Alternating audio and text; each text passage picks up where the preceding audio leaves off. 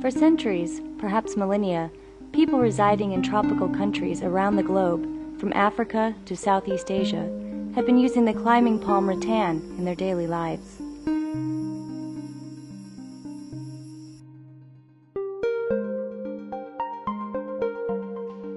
Today, the lives of many Lao people are as closely intertwined with rattan as they were in the past. People use rattan to make a range of household items, from furniture to kitchenware.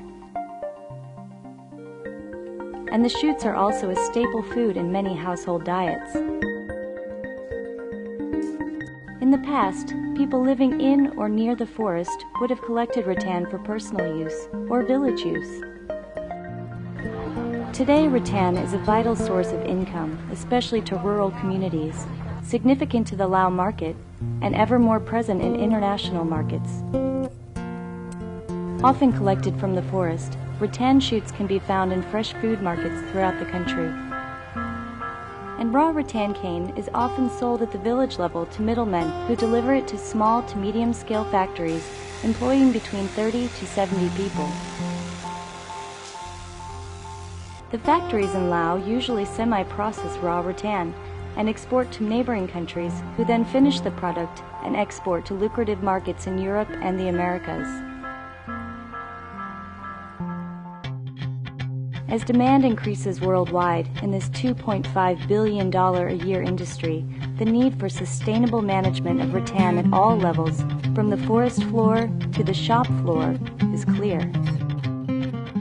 Because of the escalating demand, people have been harvesting directly from the forest more and more. A journey into the forest used to be a half-day venture, but with wild rattan becoming increasingly scarce, these trips can take up to 2 days. More time in the forest means people have less time for other livelihood work and education. The overharvesting of commercially significant species, such as those that end up as high-end furniture in developed countries, can be attributed to pressure from local and international traders.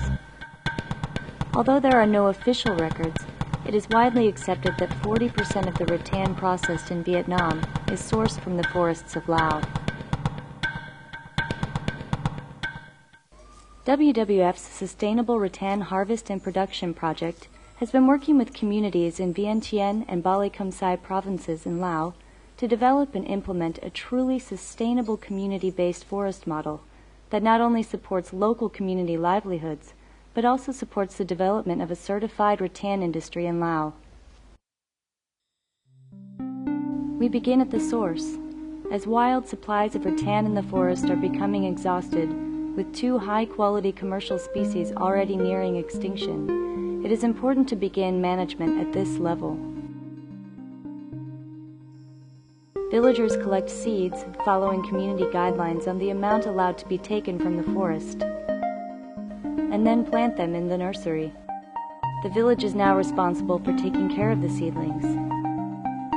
And when they become large enough, seedlings are either moved to a nearby plantation, replanted in the forest to enrich wild stocks, or sold to neighboring villages.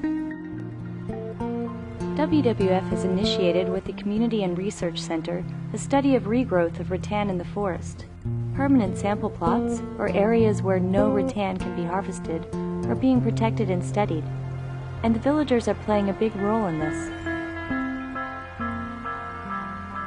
Community members act as forest guardians while in protected areas, managing rattan collection by harvesters that come in from outside of the project area. Because the forest area is better protected and harvesting has been controlled for research purposes, the impacts seen in the forest have been an increase in rattan and wildlife. So what has been applied for rattan has great benefit on the overall forest ecosystem. There are now several activities in place to ensure that the villagers receive more financial benefits from the sustainable use of natural resources and their labors. A more direct link has been created between the village and the manufacturers, giving the villagers a more long-term and stable trading position, which is no longer dependent upon local traders. In August 2008, a group of villagers visited the Saicom factory just outside of Vientiane for training to improve handicraft skills in order to later sell semi-produced products to the factory.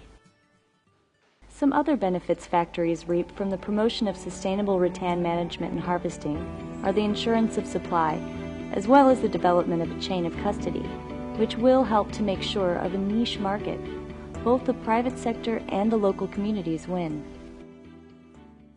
Although the international market of rattan reaches $2.5 billion a year as of 2005, Laos generated a mere 121,000, according to United Nations Comtrade. To tackle some of these issues, WWF is working to link local rattan producers with upper market buyers, and aiming to reduce over-harvesting and illegal trade by supporting all rattan stakeholders in Laos and across the region to adopt best management practices through Forest Stewardship Council certification.